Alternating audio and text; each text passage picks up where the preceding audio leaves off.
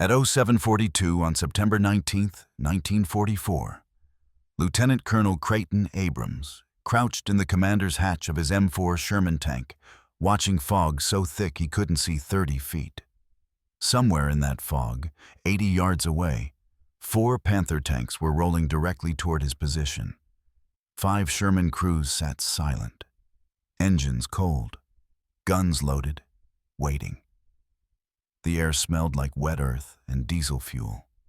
Fog moisture beaded on metal, dripped from the gun barrel.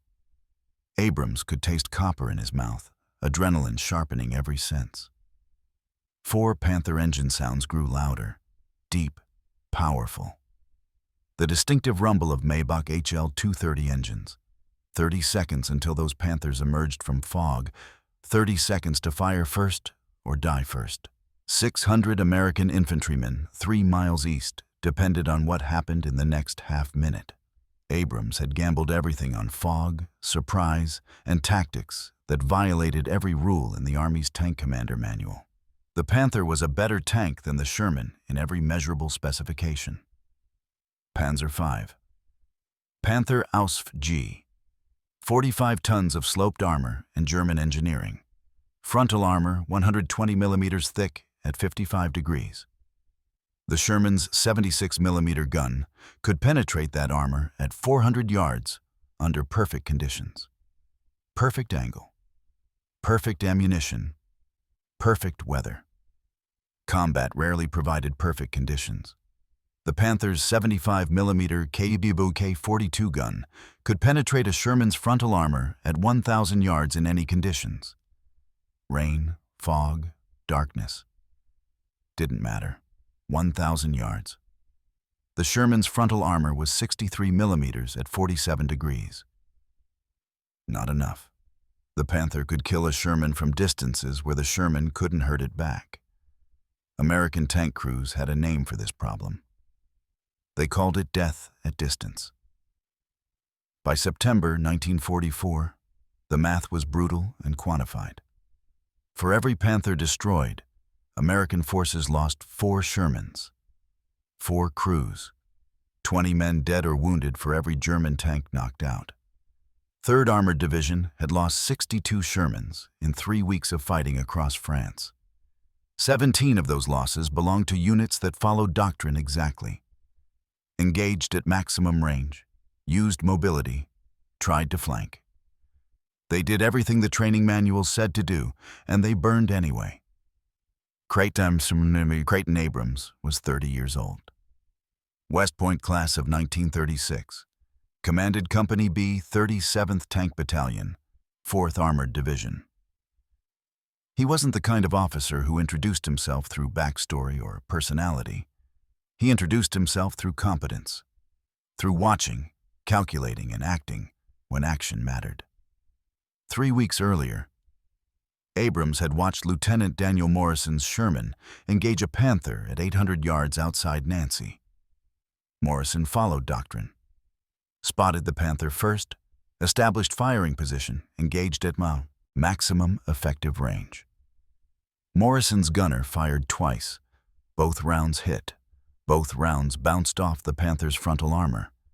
The Panther's gunner fired once. The 75 millimeter armor-piercing round punched through Morrison's Sherman like it was sheet metal. The tank brewed up. Ammunition cooked off. Fire so hot it melted aluminum. Morrison's crew was 4 men: driver, gunner, loader, bow gunner, 1 survivor. Private Eddie Sanchez, bow gunner, pulled out with 3rd-degree burns across 40% of his body. Abrams helped pull Sanchez from the wreckage. Heard him say, through morphine and shock, "We did everything right." That phrase stayed with Abrams, played in his head during night watch, during mission briefings, during the 17 funerals he attended in 3 weeks. 2 weeks earlier, Captain Raymond Henderson commanded a platoon of 4 Shermans.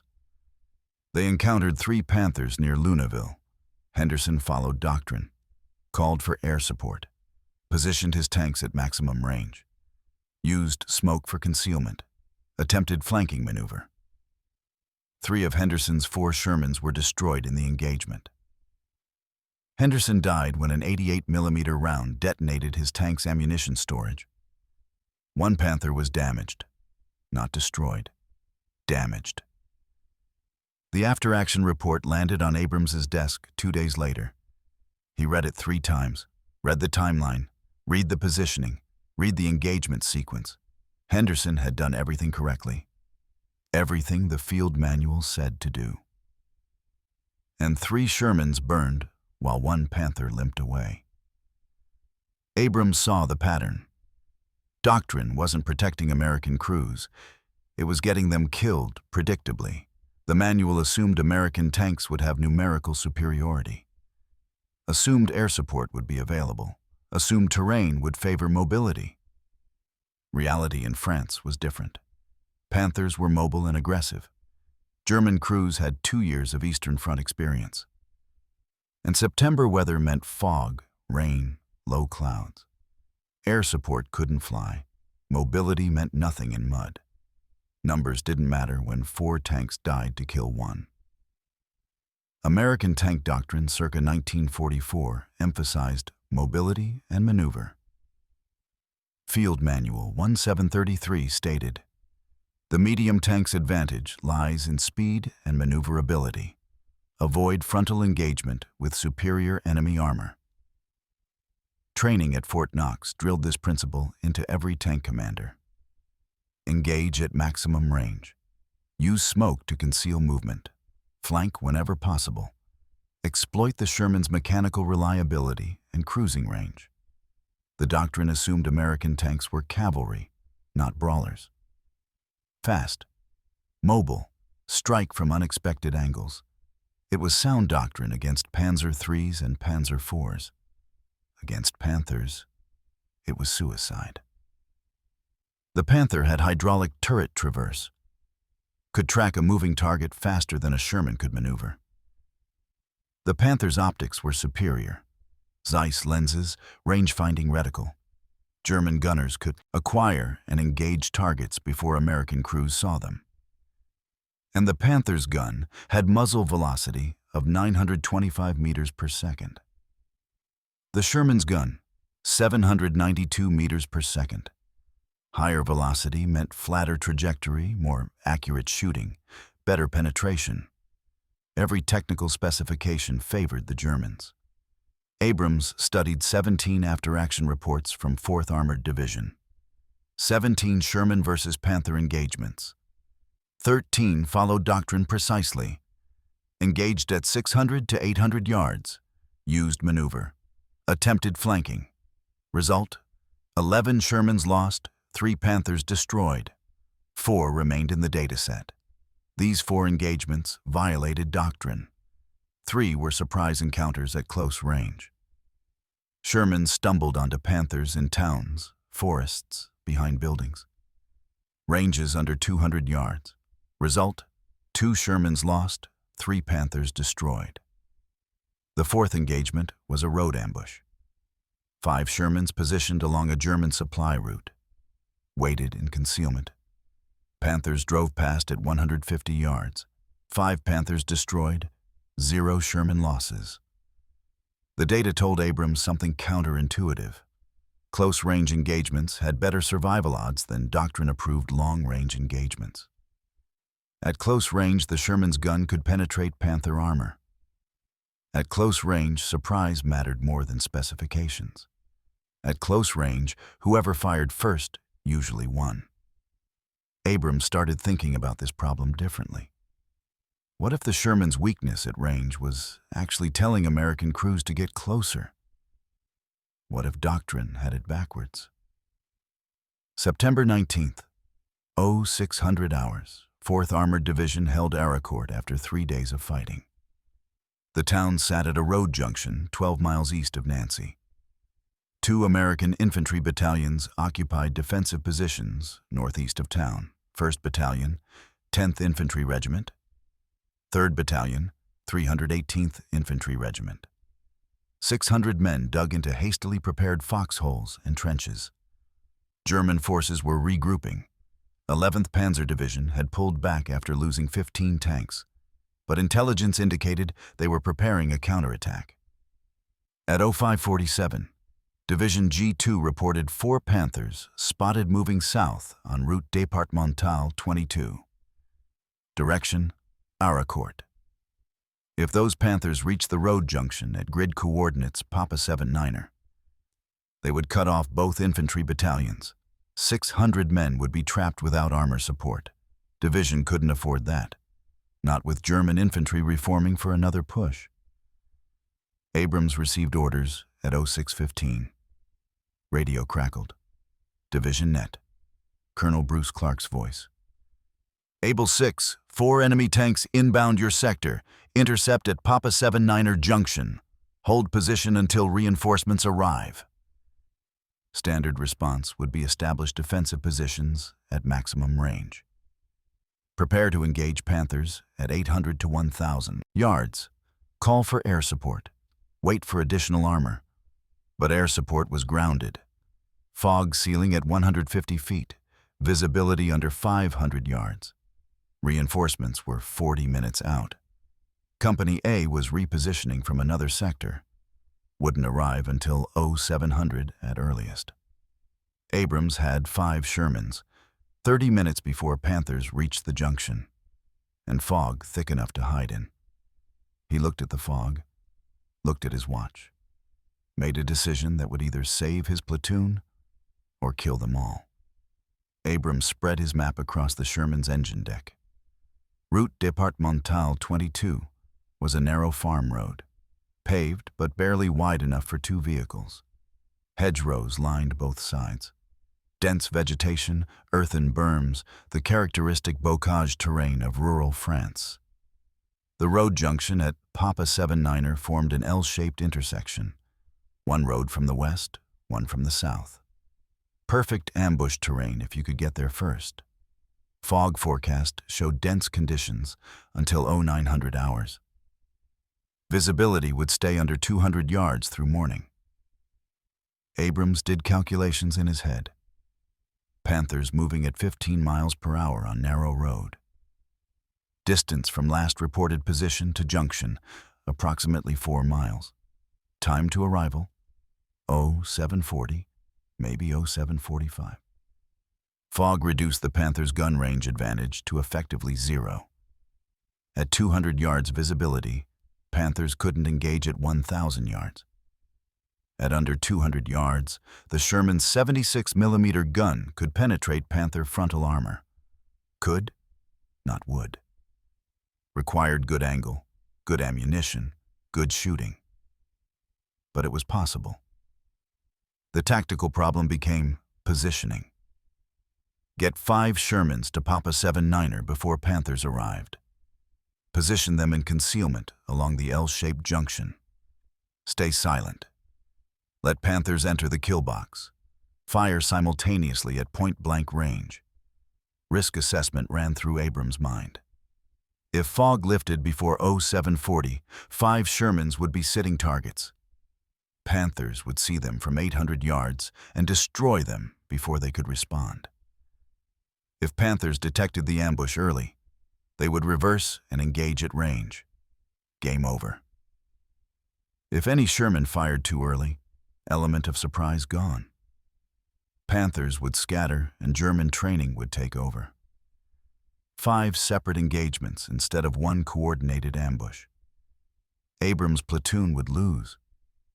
But if everything worked, if fog held, and discipline held, and timing was perfect, 5 Shermans could destroy 4 Panthers before the Germans knew what hit them.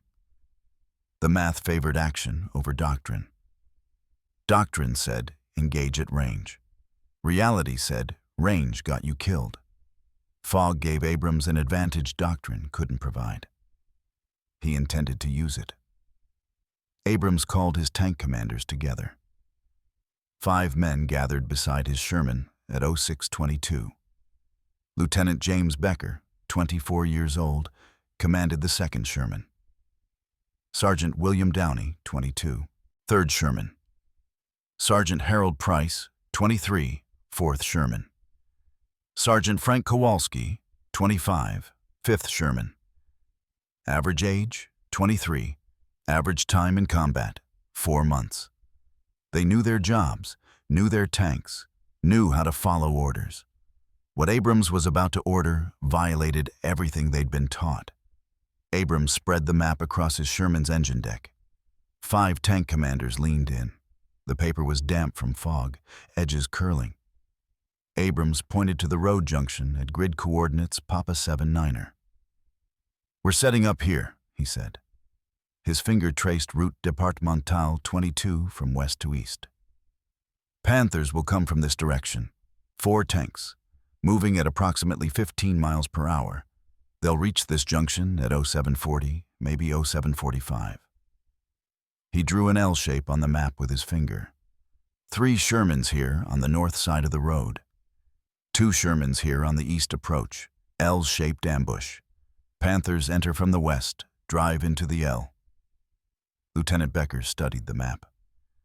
"What's our engagement range, sir?" Abrams looked at him. 80 to 100 yards. Nobody spoke for 3 seconds. Sergeant Downey broke the silence. "Sir, doctrine says engage Panthers at maximum range. 600 yards minimum. We're talking about 100 yards. That's point blank." Abrams nodded. "That's correct." Sergeant Price shifted his weight. "Sir, at 100 yards if we miss, they'll tear us apart. Panthers have hydraulic traverse. They'll acquire and fire before we can get a second shot." Abrams said, "Then we don't miss." He explained the firing sequence. "We wait until all 4 Panthers are in the kill box. Not 3, not 2, all 4. They need to be committed to this road junction with no room to reverse. When I give the signal, we fire simultaneously. Not sequentially. Simultaneously. All 5 Shermans fire within 1 second of each other." He assigned targets. "I take the lead Panther. Becker, you take second. Downey takes third. Price takes fourth. Kowalski, you're reserve. If anyone misses their target, you engage it. Clear?" Kowalski asked, "What if more than one of us misses?" Abrams said, "Then we're dead. So nobody misses." He continued, 1 shot per tank. Armor piercing only. No high explosive. Aim for the turret ring or lower glacis. Turret ring if you've got a clean shot. Lower glacis if the angle's bad. Do not aim for frontal armor. Even at 100 yards, our guns might not penetrate the glacis plate. Turret ring is weaker. Lower hull is weaker. Those are your targets." Lieutenant Becker asked the question everyone was thinking. "Sir, this plan violates Field Manual 1733. Doctrine explicitly says avoid close-range engagement with superior armor. What you're describing is exactly what doctrine tells us not to do." Abrams looked at all 5 men. "Doctrine's gotten 17 of our guys killed in the past 3 weeks. 17 crews who followed the manual exactly, engaged at maximum range, used mobility, tried to flank. They did everything right and they burned anyway. I'm done watching good men die because a manual written in 1942 doesn't account for Panthers in 1944. He pointed at the map again. "At 600 yards, a Panther can kill us before we hurt it. At 100 yards, our gun can penetrate their armor. Fog gives us one advantage: surprise. They won't see us until it's too late. But only if we maintain absolute silence and fire simultaneously." Sergeant Downey asked, "What if the fog lifts, sir?" Abrams said, "Then we're dead in 30 seconds. Panthers will see us from 800 yards and destroy us before we can relocate. But if we follow doctrine and engage at range in this fog, we're dead anyway. Panthers have better optics, better range finding, better ammunition. At range, they win. Close range is our only chance." Sergeant Price asked, "What about noise discipline? Panthers have good commanders. They'll be listening for engine sounds." Abrams said, "Engines off once we're positioned. No radio traffic after we reach the junction. Hand signals only. I'll give the fire command by dropping my hand. Watch me. When my hand drops, fire. Not before. Sergeant Kowalski asked, "Sir, how do we know they're coming down this exact road? Route Départementale 22 isn't the only approach to Arracourt."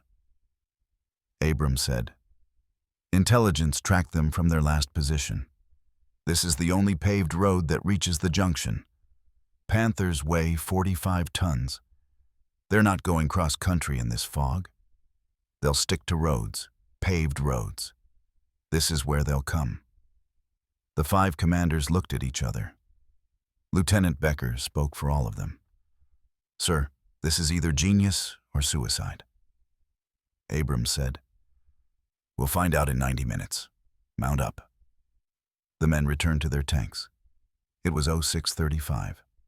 5 Shermans rolled out from Arracourt in column formation. Abrams in lead. The fog was so thick that drivers navigated by compass and dead reckoning. Visibility had dropped to 50 feet.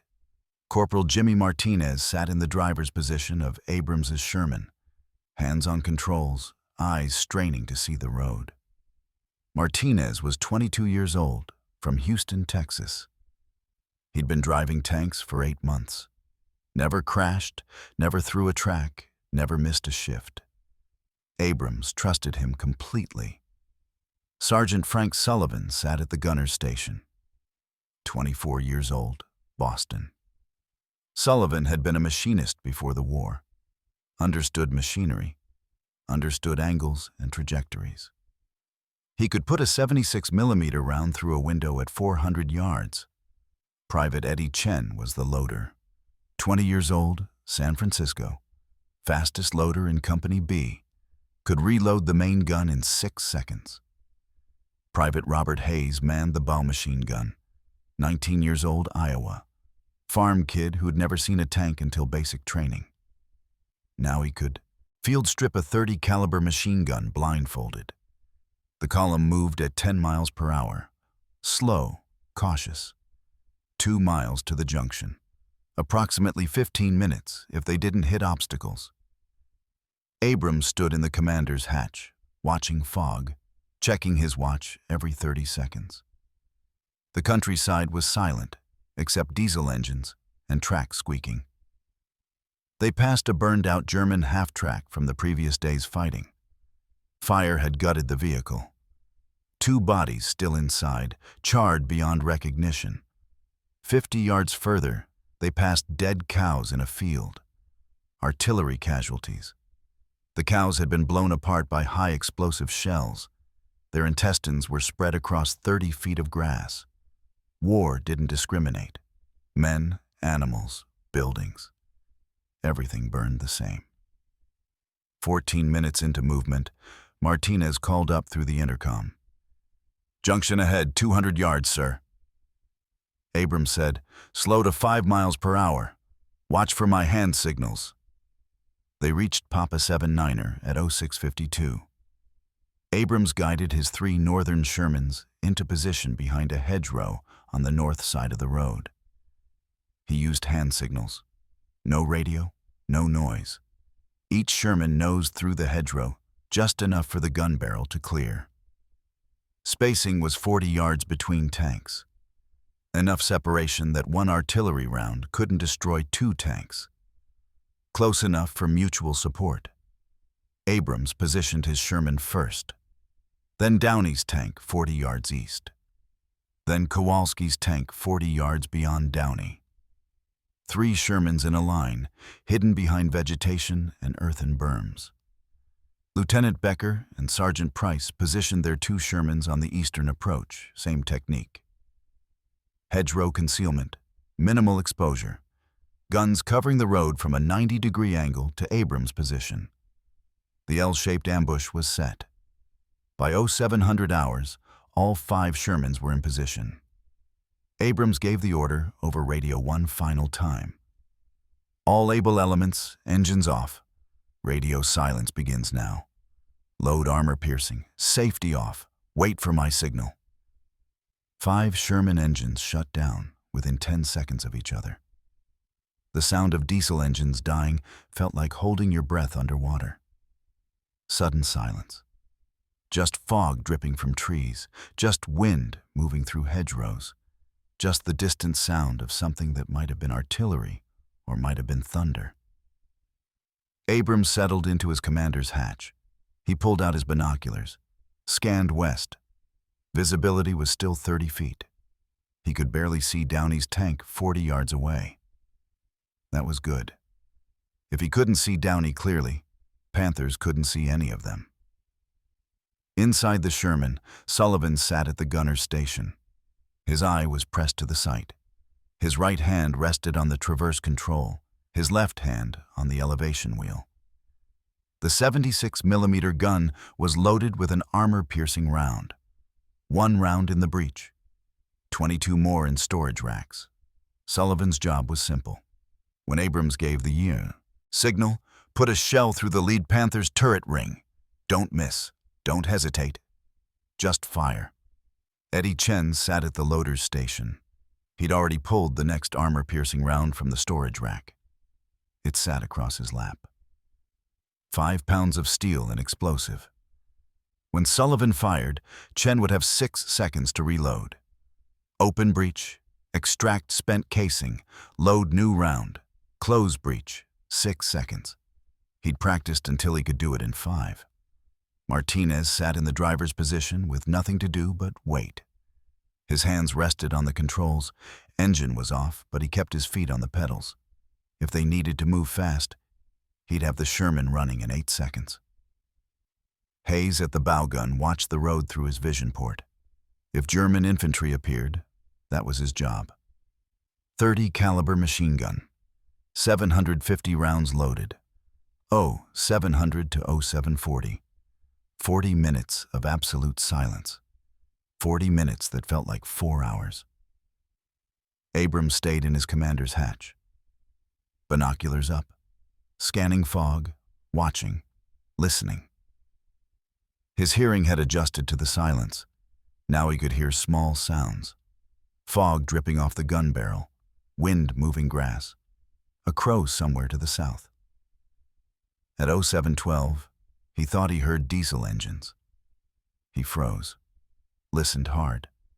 Nothing, just wind. False alarm. At 0718, he checked ammunition count again.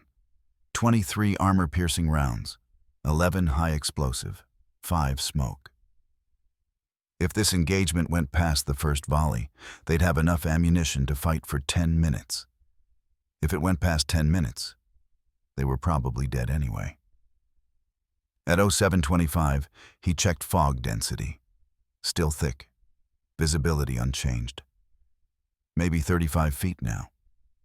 Still good, still concealing. At 0731, Abrams heard diesel engines again. This time he was certain. Heavy engines, multiple vehicles, distance maybe half a mile. Getting closer. The sound was distinct, not American. American tanks used radial engines. High-pitched whine. These engines were different. Deep rumble. Powerful. European diesel engines, German engines. Abrams keyed his throat microphone once. Single click. Signal to his crew. Enemy approaching. Sullivan tapped the gunner's traverse wheel twice. Acknowledged. No words. Just clicks and taps. At 0736, the engine sounds were much louder. Definitely tracked vehicles. Definitely multiple. Abrams counted engine sounds. 1, 2, 3, 4. 4 vehicles. 4 Panthers confirmed. They were coming. At 0739, the Panthers were close. Maybe 300 yards. Abrams could hear tracks squeaking. Could hear commanders talking in German.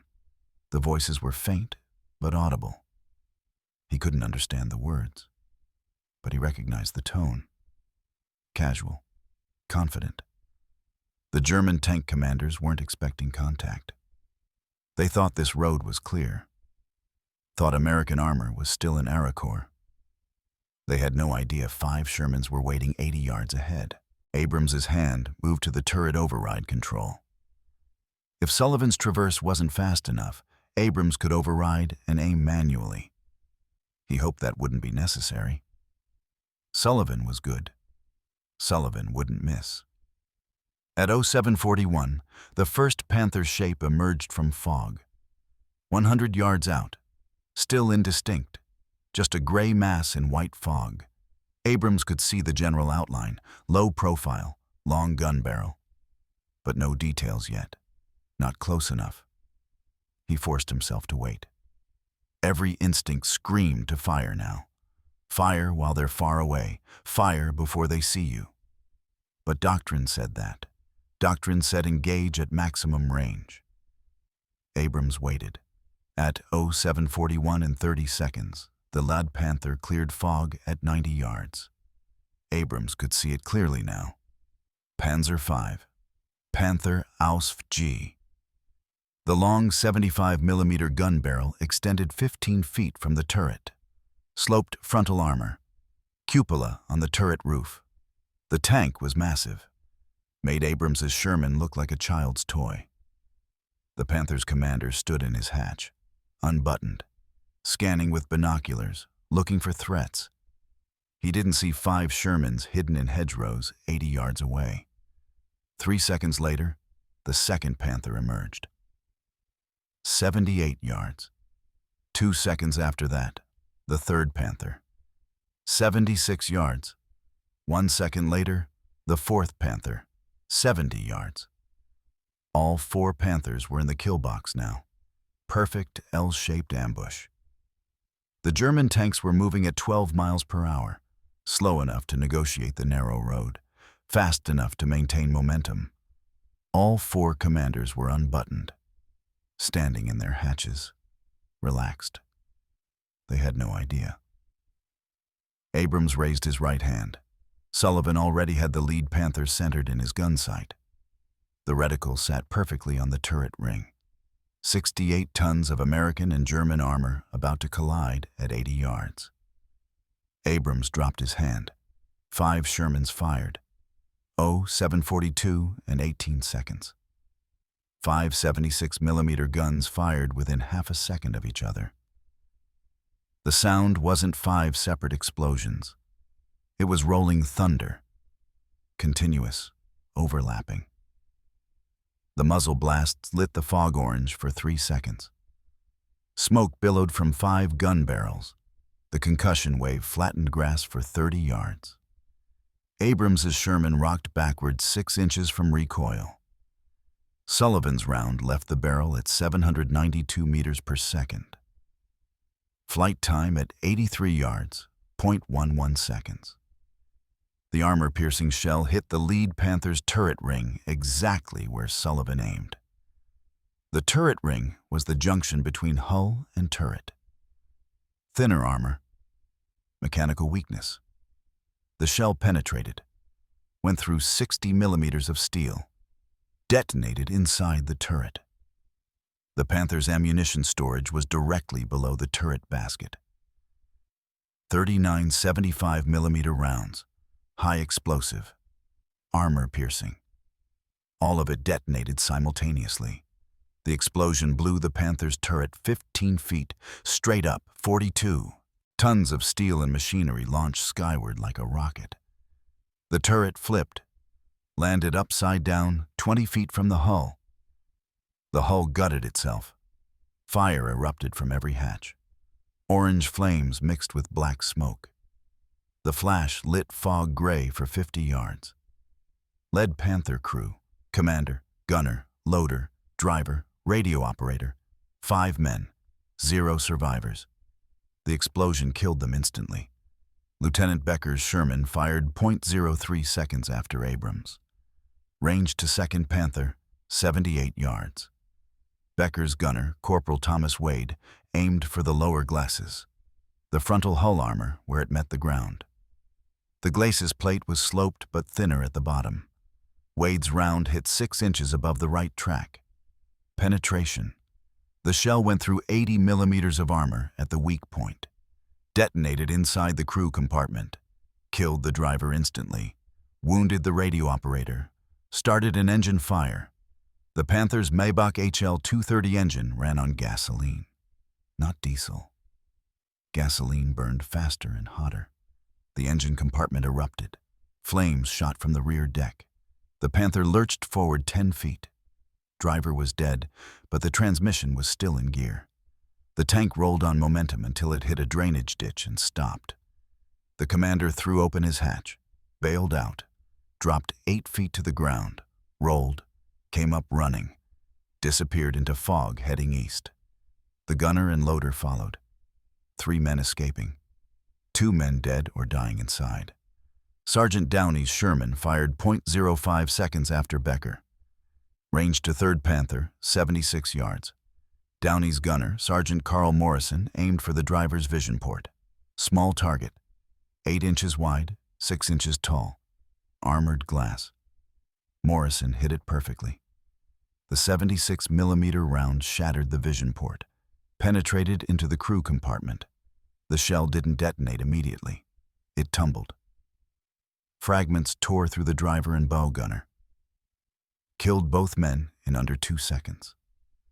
Then the shell hit the transmission and detonated. The explosion destroyed the transmission housing.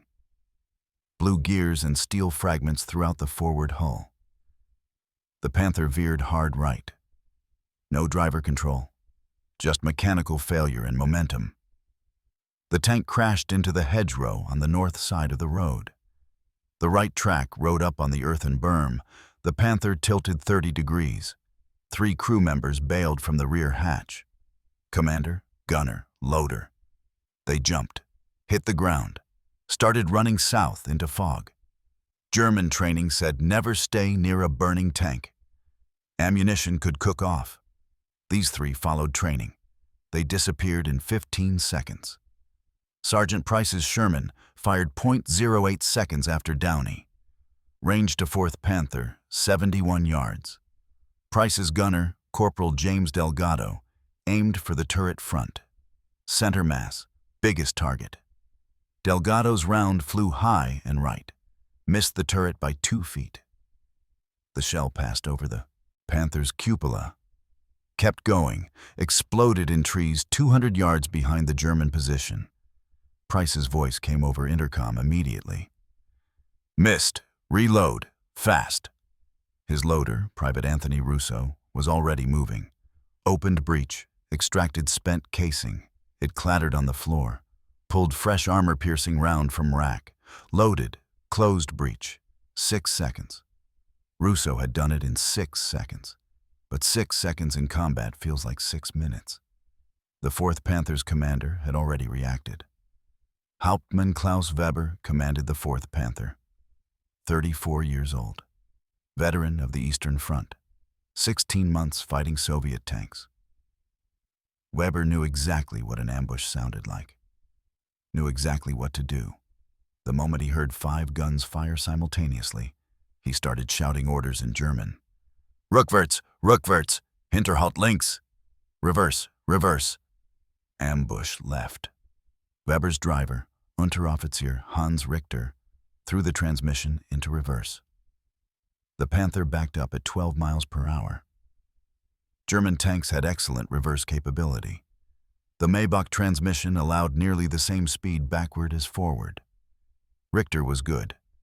He'd been driving tanks for 18 months. He didn't panic, just executed. Weber's gunner, Feldwebel Otto Kraus, was already traversing the turret left, searching for muzzle flashes in fog. The Panther's hydraulic traverse was fast, much faster than the Sherman's electric system. Kraus could swing the turret 90 degrees in 8 seconds. He saw smoke from Abrams' position. Saw the Sherman partially hidden in hedgerow.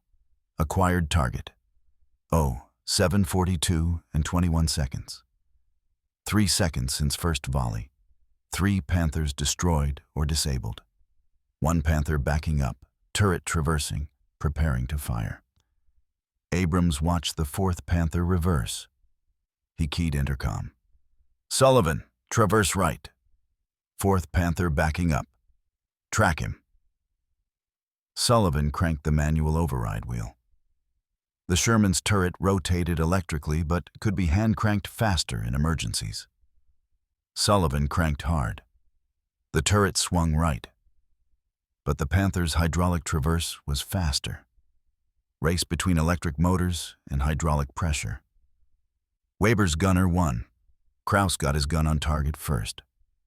He fired at 93 yards. The 75mm armor-piercing round left the Panther's barrel at 925 meters per second. Flight time, 0.09 seconds. The round hit 3 feet in front of Abrams's Sherman. Hit the hedgerow directly. Branches exploded. Dirt showered the tank. The earthen berm deflected the round upward. The shell passed 6 inches over Abrams's turret, close enough that Abrams felt the percussion wave, felt the air crack. His ears rang, felt like someone slapped both sides of his head simultaneously. Sullivan was still traversing, almost on target. 5 more degrees, 3 more degrees, on target. He mashed the firing button. 7:42 and 24 seconds. Abrams's Sherman fired a second time. Range to 4th Panther, 97 yards. The Panther was still backing up, still moving target. Sullivan led him, aimed where the Panther would be in 0.1 seconds. Fired. The round caught the Panther on the right track assembly. Not a killing shot. The track exploded. Links separated. The track whipped around like a broken belt, wrapped around the drive sprocket. The Panther spun hard right, lost all steering control, stopped moving, immobilized. But the gun was still functional. Turret could still traverse. Kraus was already reloading. German loader, Gefreiter Paul Schmidt, was fast. He could reload in 7 seconds. 7 seconds until the Panther could fire again. Sullivan called over intercom. Hit his track. He's immobilized, but still dangerous. Chen already had the next round loaded. Sullivan traversed slightly, adjusted aim. The Panther's turret was turning toward them again. Weber's crew wasn't giving up. Lieutenant Becker saw the situation from his position 40 yards east. 4th Panther immobilized. Turret traversing toward Abrams. Becker's Sherman had clear line of sight. 90-degree angle to the Panther's left side. Perfect flank shot. Becker keyed his intercom. Wade, traverse left. 4th Panther, side shot. Turret ring. Wade swung the gun left. Acquired the Panther. Range 102 yards. Side armor was 80 millimeters, thinner than frontal armor. The turret ring from side angle was even more vulnerable. Wade aimed carefully. The Panther's turret was still moving. Turning toward Abrams, Wade led the movement. Fired. 7:42 and 26 seconds. The armor-piercing round hit the Panther's turret ring from the left side. Perfect shot. Penetration. The shell went through the turret ring, detonated inside the turret basket. Killed the gunner and loader instantly. Kraus and Schmidt died without knowing what hit them. Weber, in the commander's position, felt the explosion below him, felt heat, felt the turret fill with smoke and fire. He threw open his hatch, bailed, hit the ground, running. His driver Richter tried to bail from the front hatch. Couldn't. The hatch was jammed from track damage. Richter burned. 7:42 and 30 seconds. 12 seconds since first volley. 4 Panthers destroyed. 3 completely knocked out. 1 immobilized with crew dead. 0 Sherman losses. The engagement was over. Abrams scanned for additional targets. Nothing. Just 4 burning Panthers and fog. He keyed his radio. All able elements, cease fire. Maintain position. Watch for infantry. The 5 Sherman crews sat in silence, ears ringing from gunfire, breathing hard from adrenaline. Sullivan at the gunner's station spoke first. 4 for 4, sir. His voice was shaky. Adrenaline come down. Abrams said, check ammunition count. Reload armor piercing. Stay alert. German infantry might be following those tanks. Chen loaded a fresh 76mm round, 22. Remaining. Plenty. Martinez at driver's position. Engine ready if we need to move, sir. Hayes at bow gun. No infantry visible, sir. Abrams kept scanning with binoculars. The fog was starting to thin slightly. Visibility maybe 40 feet now. He could see all 4 Panthers clearly. Lead Panther, turret blown off, hull burning. Second Panther, engine fire, crew bailed. Third Panther, crashed into hedgerow, crew escaped. Fourth Panther, immobilized, turret penetrated, commander escaped. The radio crackled.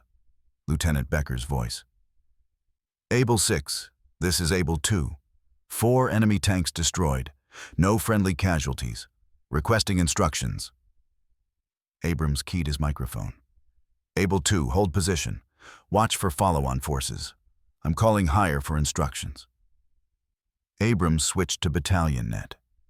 Called Company A commander, Captain John Mitchell. Mitchell's 3 Shermans were still en route from the south. Mitchell answered immediately. Able 6, we heard heavy firing. What's your status? Abrams said, 4 enemy tanks destroyed at Papa 7-9er Junction. Junction secure. No friendly losses. Silence on the radio for 3 seconds. Then Mitchell's voice came back. Say again your losses, Able 6. Abrams repeated. 0 friendly casualties. All 5 Shermans operational. 4 enemy Panthers destroyed. Another pause. Mitchell said, Christ, how close were you? Abrams said, average engagement range, approximately 80 yards. Mitchell's voice rose slightly. 80 yards? You engaged 4 Panthers at 80 yards? Abrams said, affirmative. Close range ambush. Simultaneous fire. They never got a shot off. Well, 1 shot. Missed. Mitchell said, I'll be damned. Hold position. We're 5 minutes out. German crew members were bailing from damaged Panthers. Abrams counted 8 Germans visible in fog, running east, away from the kill box, abandoning their tanks. Hayes called from bow gun position. Sir, enemy personnel fleeing east. 8 individuals. Permission to engage? Abrams said, negative, let them run. Tank crews without tanks aren't a threat. The Germans disappeared into fog within 30 seconds. Tank doctrine said engage all enemy personnel. Eliminate threats. But Abrams saw no point killing men who were running away. They were infantry now. Somebody else's problem. His job was stopping tanks.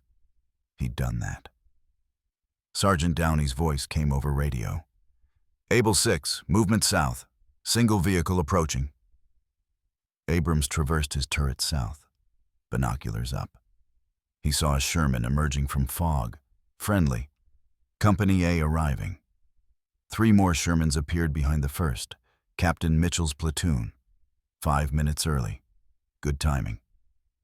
Mitchell's Sherman pulled alongside Abrams' position.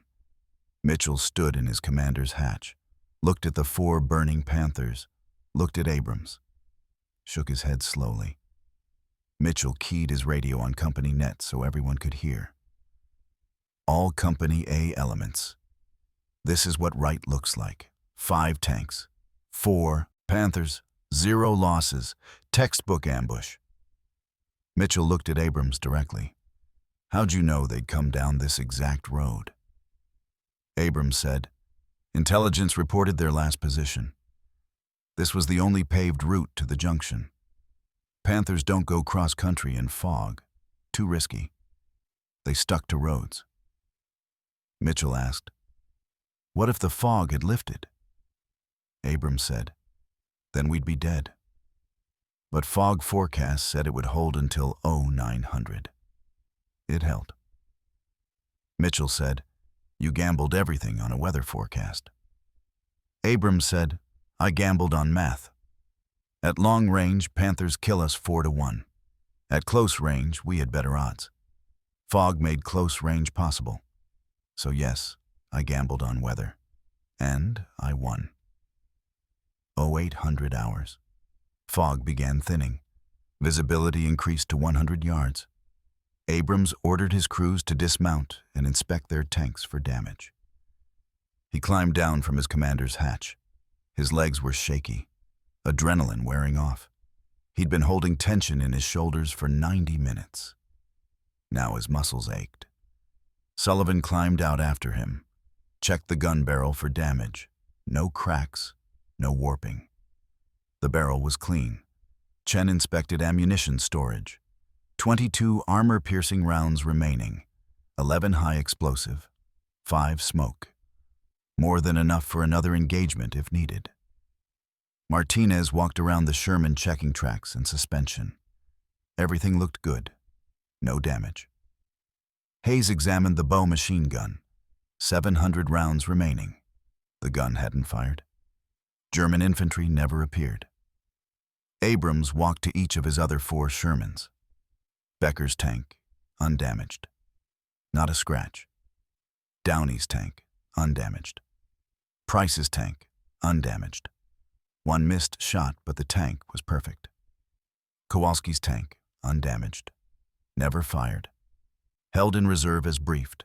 5 Shermans, 0 combat damage, 0 casualties. Unprecedented results against 4 Panthers. The standard engagement ratio was 4 Shermans lost per Panther destroyed. Abrams had just destroyed 4 Panthers without losing anything. The math didn't lie. Close-range ambush worked. He walked to the lead Panther wreckage. The turret sat upside down 20 feet from the hull. The gun barrel was bent at a 45-degree angle from impact. The hull was completely gutted by internal fire. Ammunition had cooked off for 3 minutes after the initial explosion. Nothing remained inside except twisted metal and ash.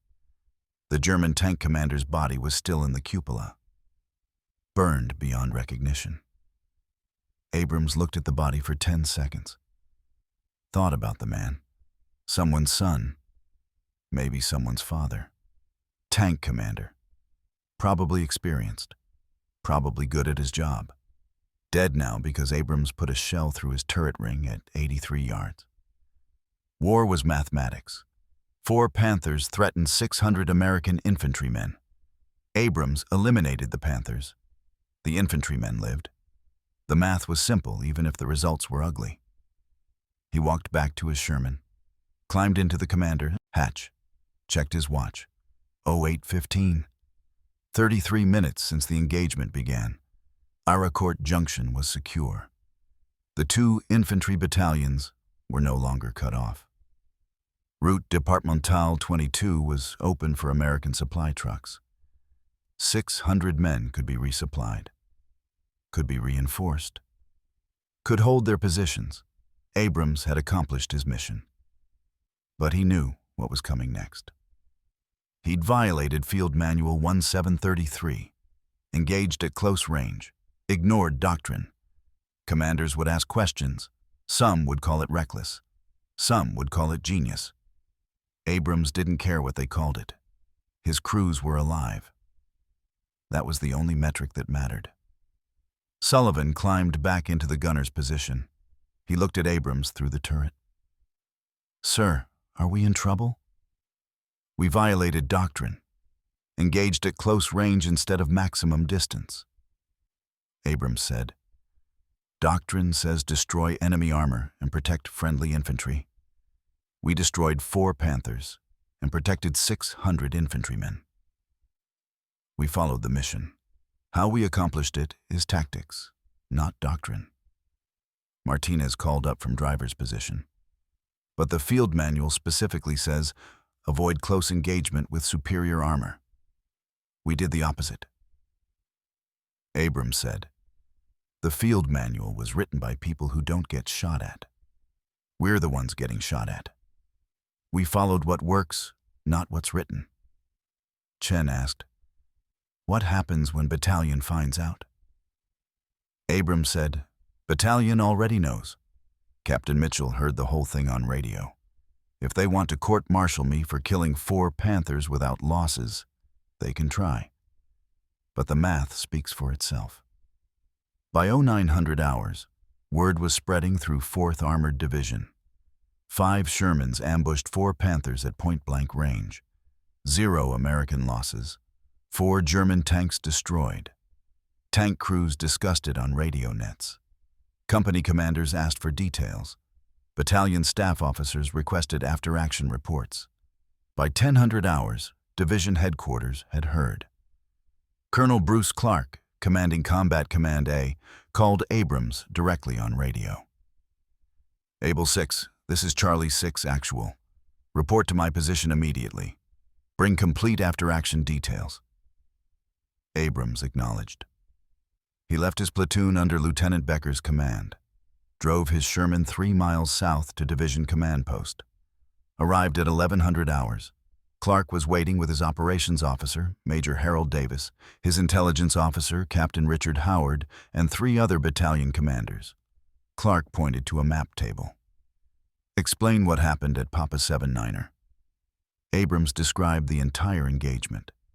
Intelligence report of 4 Panthers, fog conditions, decision to position in L-shaped ambush, 80-yard engagement range, simultaneous fire, 4 Panthers destroyed in 30 seconds, 0 friendly losses." When he finished, Major Davis spoke first. "You positioned 5 tanks in a kill box at close range. That violates Field Manual 1733, paragraph 4-12. The manual specifically states medium tanks should engage heavy armor at maximum effective range, using mobility and maneuver." Abrams said, "Yes, sir, it does."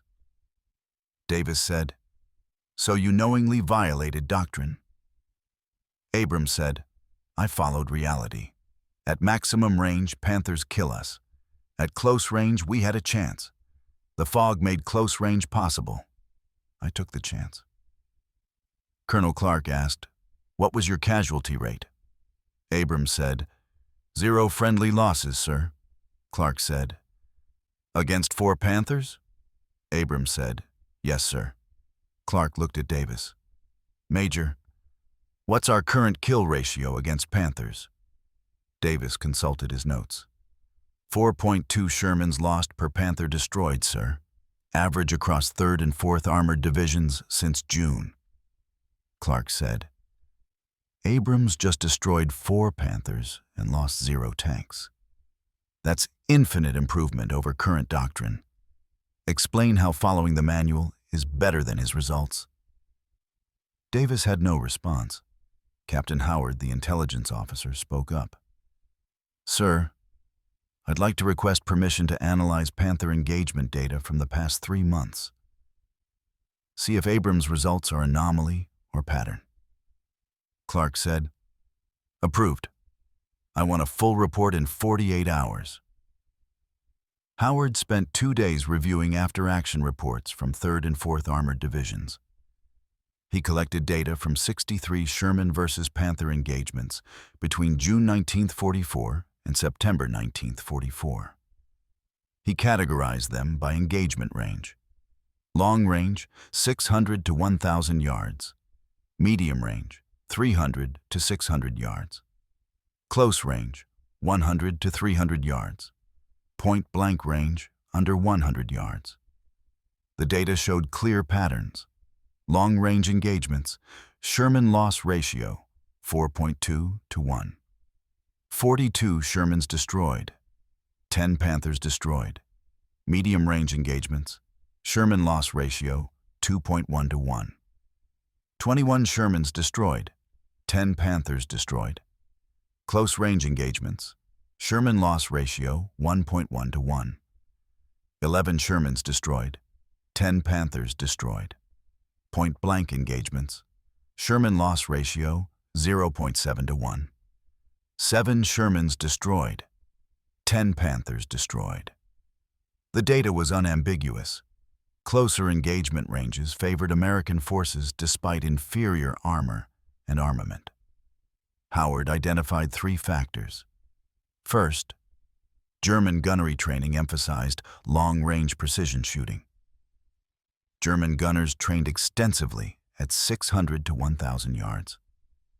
They were less effective at close range, where snap shooting and quick target acquisition mattered more than precision. Second, the Panther's long gun barrel reduced traverse speed in confined spaces. The 75mm KBOK 42 gun extended 15 feet from the turret. At close range in towns or forests, that length became a liability. Sherman's shorter gun was more maneuverable. Third, Sherman crews had better close-range situational awareness. The Sherman had more vision ports, better visibility from commander's cupola. American tank commanders routinely fought unbuttoned with head outside the hatch. German commanders stayed buttoned more often due to Soviet sniper experience on Eastern Front. At close range, visibility mattered. Howard's report concluded, current doctrine emphasizing maximum engagement range plays to enemy strengths. German tanks are optimized for long-range gunnery. Our tanks are optimized for reliability and production volume. We cannot win specification versus specification. We can win by exploiting terrain and surprise. Recommend tactical revision. Emphasize terrain exploitation for close-range ambush when conditions permit. Authorize tank commanders to engage at ranges under 300 yards when surprise can be achieved. The report reached 3rd Army Headquarters on September 22nd. General George Patton read it personally. Patton had commanded armor for 20 years. He understood tanks. He understood that doctrine should serve reality, not the other way around. Patton's response was immediate. He scribbled on the report margin, "About damn time someone figured this out. Distribute to all armor units immediately." September 25th, 4th Armored Division issued revised tactical guidance. The new guidance didn't replace Field Manual 1733. It supplemented it. Tank commanders were authorized to engage enemy armor at close range when three conditions existed. First, terrain permitted concealment. Second, surprise could be achieved. Third, commander judged close-range engagement offered better survival odds than doctrine-prescribed maximum range.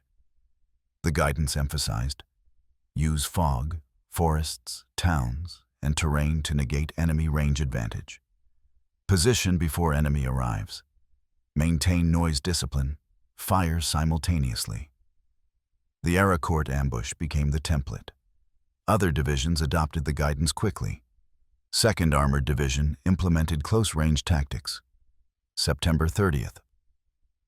7th Armored Division, October 5th. 3rd Armored Division, October 8th. Results were immediate and measurable. October 1944, Sherman versus Panther kill ratio improved to 1.8 to 1. Still losing more Shermans than destroying Panthers, but improvement was significant.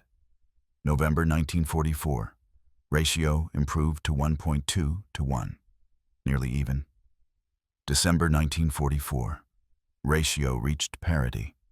1 Sherman lost per Panther destroyed. The close-range ambush doctrine was working. American tank crews were surviving engagements they would have lost 3 months earlier. German tank commanders noticed. Captured documents from 11th Panzer Division in November 1944 included tactical warnings. One report stated, American tank crews employing new close-range ambush tactics. They position in concealment along expected routes, engage at under 200 meters with simultaneous fire. Effect is devastating. Multiple tanks destroyed before crews can react. Recommend avoid predictable routes. Increase infantry reconnaissance. Never advance without thorough area clearance. But German forces couldn't follow these recommendations. Fuel shortages limited reconnaissance operations. Infantry casualties reduced screening capability. German tank units were forced to use predictable roads because cross-country movement consumed too much fuel. American tank commanders exploited these constraints ruthlessly. Abrams didn't stop innovating after Arracourt. September through December 1944. His company fought in 37 more tank engagements.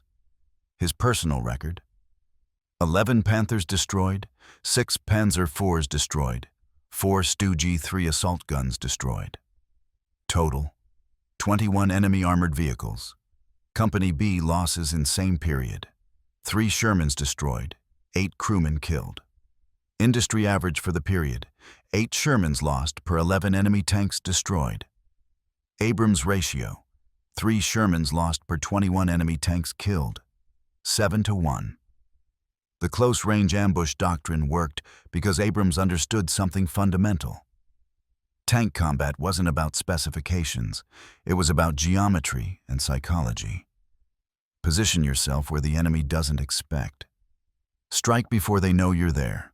Use terrain to negate their technical advantages. Make them fight on your terms, not theirs. Other commanders studied Abrams' methods.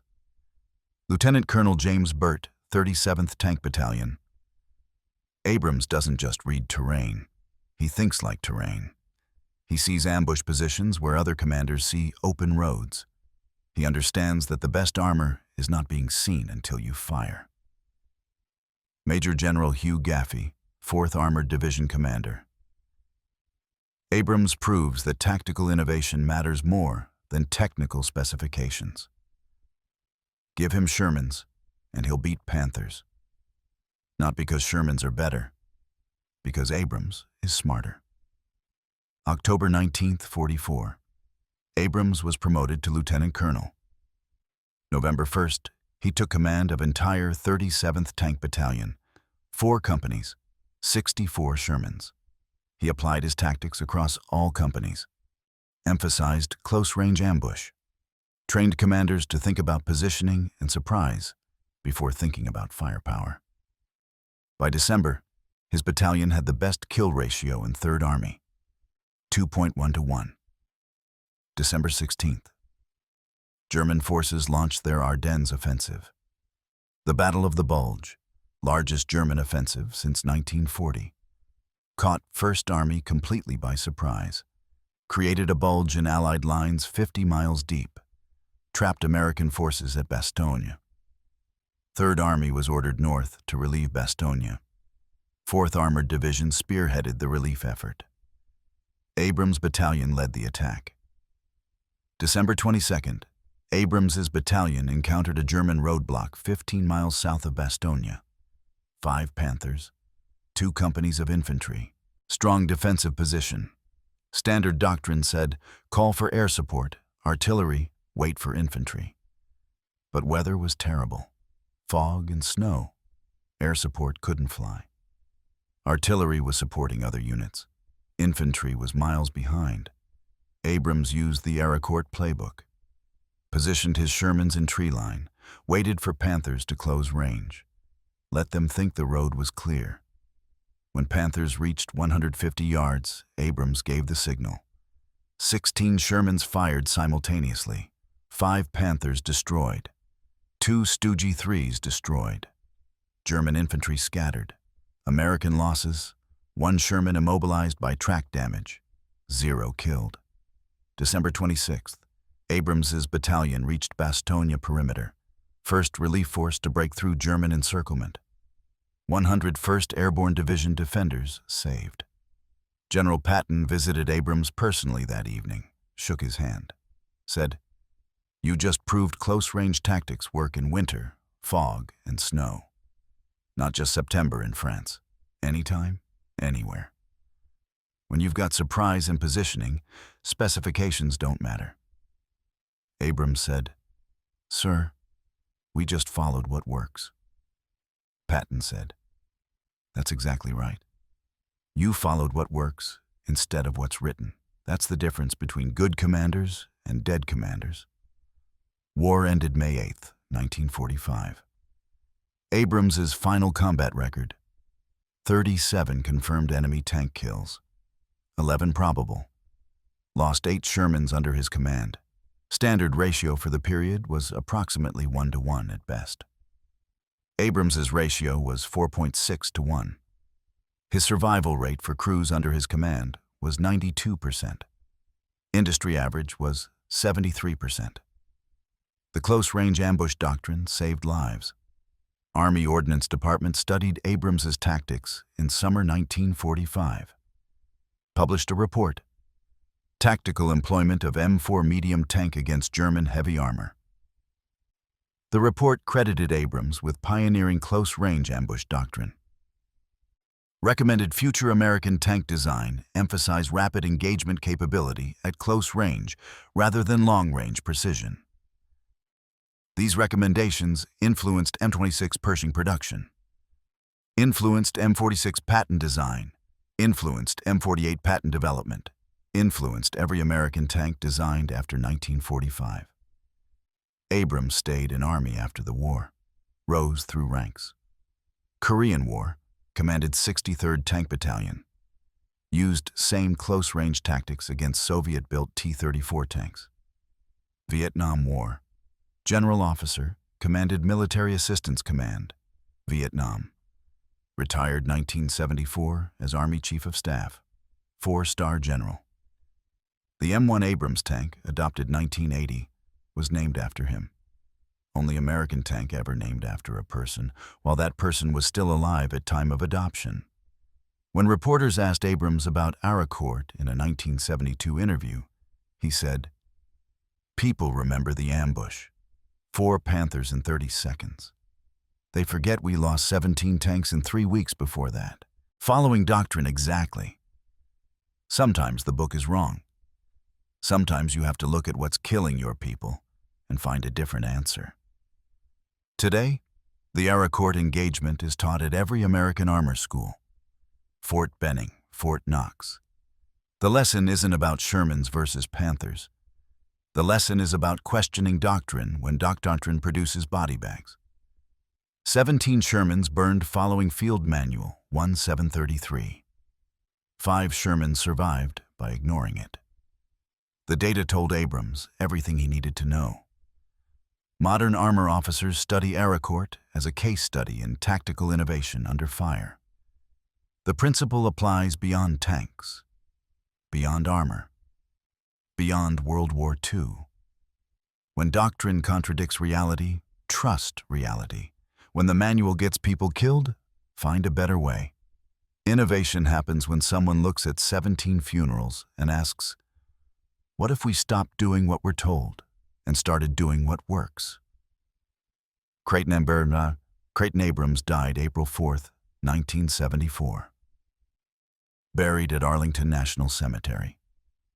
His headstone lists his rank, service dates, and decorations. Doesn't mention 4 Panthers destroyed in 30 seconds. Doesn't mention doctrine he violated. Doesn't mention 600 infantrymen who lived because one tank commander ignored the manual and followed mathematics. But armor officers know. They teach their crews. They tell the story. September 19th, 1944. 0742. Arracourt, France. 4 Panthers, 30 seconds, 0 losses. The day one lieutenant colonel proved that sometimes survival requires breaking rules written by people who've never been shot at.